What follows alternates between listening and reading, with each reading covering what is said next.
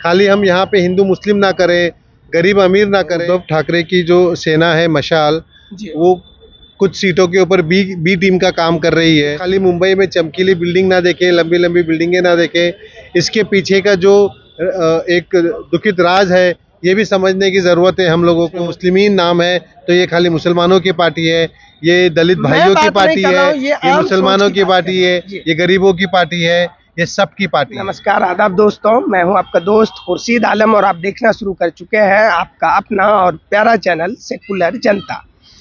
दोस्तों, इस वक्त मैं महाराष्ट्र चुनाव को कवर करने के लिए महाराष्ट्र दौरे पर हूं।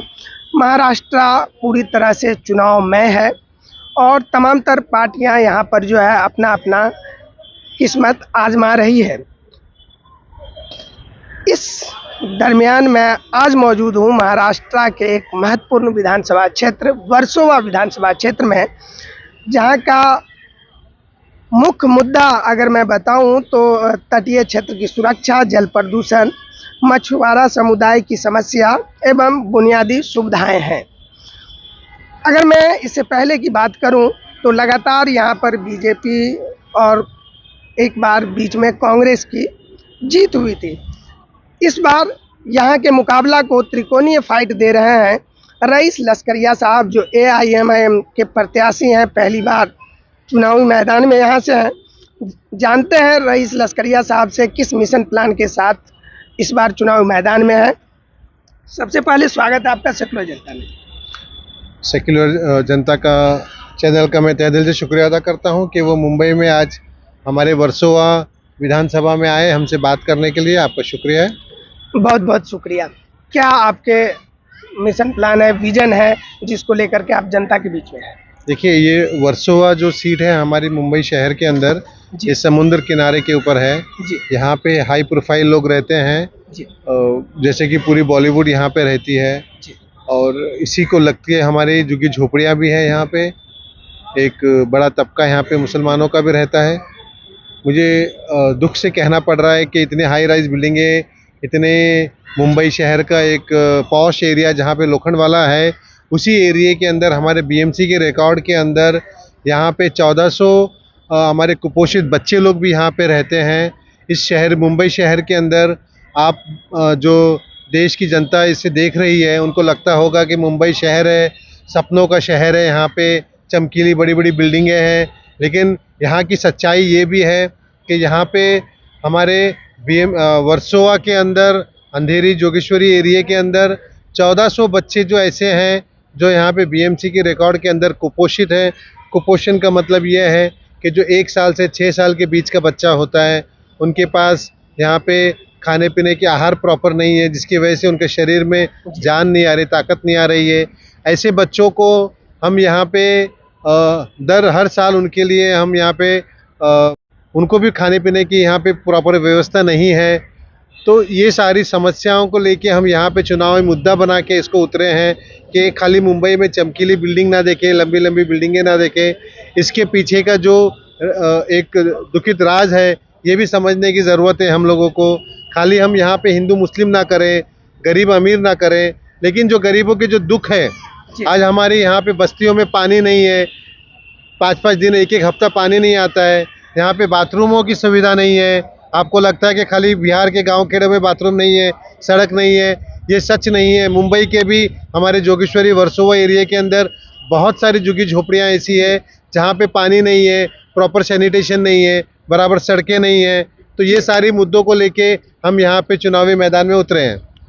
आप अभी बहुत सारे समस्या यहाँ के गिनाए, उसमें एक चीज़ आपने कहा कि हिंदू मुसलमान के झगड़े न हो, इस तरह की बात आपने कहा। मैं ये समझना चाहूँगा, जिस पार्टी को आपने ज्वाइन किया, असदुद्दीन ओवैसी साहब की पार्टी, उनको आम लोगों का जो सोच है, जो खास करके दूसरे समुदाय के हैं, उनका सोच है कि ये मुसलमान की पार्टी है।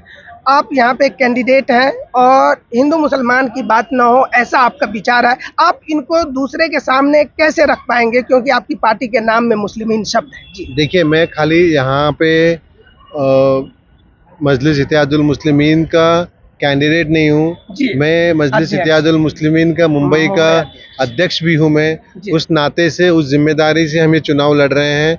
हमारे पक्ष का नाम मुस्लिम इत्तेहादुल मुस्लिमीन है। इसका मतलब ये नहीं कि किसी एक जाति, किसी एक धर्म, एक समुदाय की पार्टी है ये संविधान पे चलने वाली पार्टी है, ये बाबा साहब अम्बेडकर को मानने वाली पार्टी है, ये पूरे हिंदुस्तान के संविधान को लेके संविधान के हिसाब से देश को चलाने की पार्टी है ये। तो आप खाली ये बात ना करें कि इसमें मुस्लिमीन नाम है तो ये खाली मुसलमानों की पार्टी है, ये दलित भाइयों की पार्टी है, ये मुसलमानों की पार्टी है, ये गरीबों की पार्टी है, ये सबकी पार्टी है। मैं एक चीज और समझना चाहूंगा, इतने सारे मुद्दे आपने बताया, ये सब 1, 2, 4 विधायक जीत जाएंगे। मजलिस इत्तेहादुल मुस्लिमीन के पिछले बार भी 2 जीते थे, तो इससे क्या ये सब समस्या हल हो पाना संभव है या सरकार में हिस्सेदारी जरूरी है? जी देखिए, आज महाराष्ट्र में MIM को आके महज 10 साल हुई है। 2 चुनाव हम लड़े हैं, ये तीसरे चुनाव में हम जा रहे हैं। हमने यहाँ पे 2014 के अंदर 2 MLA चुने थे, उसके बाद 2019 में हमने एक MP चुने हैं यहाँ पे और 2 MLA और चुने थे। तो पार्टी की यहाँ पे तरक्की हो रही है। पूरे महाराष्ट्र में लगभग 187 हमारे कॉरपोरेटर्स है इस महाराष्ट्र के अंदर। तो लोगों ने बहुत सराहा है, पार्टी को बहुत इज्जत दी है।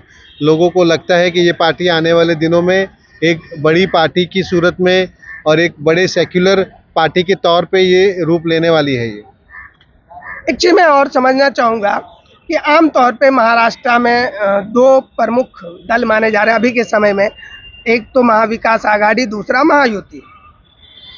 आपने मजलिस इत्तेहादुल मुस्लिमीन की ओर जाना क्यों चुना? इसके पीछे क्या कुछ वजह है? देखिए, इसके पीछे ऐसी कोई ख़ास वजह नहीं है। मुझे लगा कि मजलिस के अंदर रह के हमें जो हमारे दलित भाई लोग हैं, हमारे मुसलमान भाई है, जो गरीब लोग हैं, उनकी मदद मजलिस के। देखिए, कोई भी पॉलिटिकल पार्टी आपको सोशल वर्क सिखाती है। पार्टी कोई भी हो, आपको लोगों के हित की बात करनी है, लोगों के लिए काम करना है, उनके लिए सोशल वर्क करना है, उनके लिए सेक्युलर वर्क करना है। तो कोई भी पार्टी में आप रहें, आप मजलिस में रहें, आप कांग्रेस में रहें, आप समाजवाद में रहें, किस में भी रहें, लेकिन काम तो आपको लोगों का ही करना है। असदुद्दीन ओवैसी साहब लगातार जो है हिस्सेदारी की बात कर रहे हैं। आमतौर पे जो मजलिस के लोग हैं उनसे हम सुनते हैं तो तमाम तर मीडिया चैनल पे कहा जाता है कि चूंकि महाविकास आघाड़ी ने 288 में से केवल 11 कैंडिडेट मुसलमान उतारे, इस वजह से हमको इसमें हिस्सेदारी लेना ज़रूरी है। चूँकि कैंडिडेट नहीं दे रहे हैं तो वो जीतेंगे कहाँ? आपका जो विधानसभा क्षेत्र है, यहाँ पे शिवसेना उद्धव ठाकरे ने अपना मुस्लिम कैंडिडेट दिया है। नहीं लगता है कि इस तरह से, चूँकि आप भी एक मजबूत दावेदारी पेश कर रहे हैं और उधर दूसरे प्रत्याशी भी, तो इस तरह से दोनों की फाइट में कहीं ना कहीं तीसरे को फायदा मिल सकता है, ऐसा कुछ संभावना नहीं दिख रहा है? नहीं, इसमें मैं आपसे आपके चैनल के माध्यम से ये कहना चाहूँगा कि कहीं ना कहीं महाराष्ट्र के अंदर उद्धव ठाकरे की जो सेना है मशाल, वो कुछ सीटों के ऊपर बी टीम का काम कर रही है। जैसे औरंगाबाद के अंदर उन्होंने अपने कैंडिडेट को पीछे हटा लिया ये बोल के कि हमारे मराठी वोट डिवाइड हो जाएंगे, और उसका सीधा सीधा फ़ायदा इम्तियाज़ जलील साहब को जाएगा, तो अपने मराठी कैंडिडेट को पीछे ले लिया। और वर्सोवा के अंदर उन्होंने मुंबई अध्यक्ष के सामने एक मुसलमान को नहीं दिया। देंगे तो मराठी वोट, मराठी है ना वो तो आखिर में, तो मराठी वोट डिवाइड हो जाएंगे अगर मराठी को देंगे तो वहाँ पे अपनी सीट उन्होंने खाली छोड़ दी। वहाँ चूंकि इम्तियाज जलील को नुकसान होगा, मजलिस के कैंडिडेट को, और यहाँ पे रईस लश्करियों को नुकसान होगा, इसलिए मुसलमान ला के डाल दिया। तो कहीं ना कहीं ये बी टीम का काम कर रही है इस महाराष्ट्र के अंदर। जी, आज तक इस विधानसभा में जब से परिसीमन के बाद 2008 के बाद जब से चुनाव हुआ है, एक भी मुस्लिम उम्मीदवार जीत नहीं पाए हैं। कहाँ पे? वर्सोवा विधानसभा में 2009 के बाद से एक भी मुस्लिम कैंडिडेट नहीं जीते हैं, इवन अच्छे फाइट में भी नहीं दिखे हैं। आप अपना पोजीशन क्या देखते हैं? देखिए, ये एक कांग्रेस का बाली किला रहा है वर्सोवा, और सुनील दत्त साहब के ज़माने से यहाँ पे कांग्रेस जीतती आई है, और कांग्रेस ने जो भी प्रत्याशी यहाँ से दिया है, भले वो हिंदू हो कि मुस्लिम हो, यहाँ से जीतते आया है। लेकिन इस बार यहाँ से कांग्रेस ने अपनी इस बाली किले को उद्धव ठाकरे के हाथ में दे दिया है, और उद्धव ठाकरे ने यहाँ से एक मुस्लिम उम्मीदवार उतारा है। देखते हैं कि उद्धव ठाकरे अपना ये बाली किला जो कांग्रेस का कहा जाता है, उसको बचाने में कामयाब होते हैं कि नहीं होते हैं। मैं एक चीज़ समझना चाहूँगा, चूँकि मजलिस इत्तेहादुल मुस्लिमीन इससे पहले के चुनाव में अच्छा परफॉर्मेंस करती रही है महाराष्ट्र के अंदर। इस बार लोगों में एक उम्मीद है, न केवल महाराष्ट्र के जहाँ जहाँ से मजलिस के चाहते खास करके नौजवान तबका है, उनका मानना है कि मजलिस इत्तेहादुल मुस्लिमीन के 8 से 10-12 सीटें जीत सकती है, जिससे किंग मेकर की भूमिका में आ जाए। क्या लगता है, चूंकि आप यहाँ के अध्यक्ष हैं, इस वजह से ये सवाल लाजमी। इस महाराष्ट्र के अंदर हम लोगों ने 14 सीट लड़ाई है, उसमें से 3 सीट हमारी रिजर्व सीट है जो SC/ST की होती है, वो 3 सीट लड़ाई है, और बाकी 11 के ऊपर हमने हमारे MIM के मुस्लिम उम्मीदवार उतारे हैं जी। तो सेक्युलर पार्टी ने भी 11 उम्मीदवार उतारे, हमने भी 11 उम्मीदवार उतारे हैं, लेकिन हमने किसी भी मुस्लिम उम्मीदवार के सामने या किसी भी कांग्रेस के या सेक्युलर बड़े लीडर के सामने हमने कोई भी हमारा उम्मीदवार नहीं उतारा है, ताकि किसी भी तरीके से इस महाराष्ट्र में हम बीजेपी को हराने में कामयाब हो जाए। उस एक अहम भूमिका में हम लोग इस बार नज़र आएंगे, और आने वाले दिनों में आप देखोगे कि MIM के गए टाइम पे 2 थे और इस बार 12 होने में वक्त नहीं आएगा हम लोगों को। इंशाल्लाह इस बार हम 12 उम्मीदवार जीत के आपको दिखाएंगे इस महाराष्ट्र में, और सरकार बनने में हमारी एक अहम भूमिका होगी।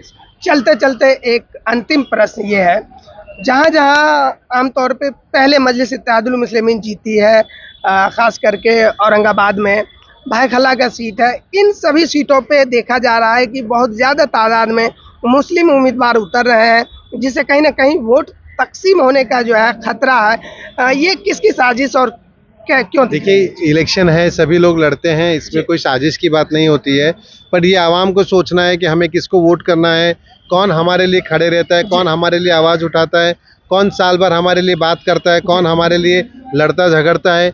तो ये आवाम के लिए भी मैं एक इशारा दे रहा हूँ कि आपको समझना है कि आपको किसे वोट देना है, आपको अपने वोट को बांटना नहीं है, आपको समझदारी से अपने वोटों का इस्तेमाल करना है। ये जो आपको हक दिया गया है, आप उसके लिए अपने नुमाइंदे चुने जो आपके लिए साल भर खड़े रहें, आपके लिए बात कर सकें। वर्सोवा के जनता और महाराष्ट्र के जनता को क्या संदेश देना चाहेंगे अंत में? इलेक्शन का समय चल रहा है, सभी लोग अपनी जिम्मेदारी से इस इलेक्शन के अंदर अपने सेक्युलर लीडरों को चुन के लाए। इस महाराष्ट्र के अंदर बीजेपी को हराना है।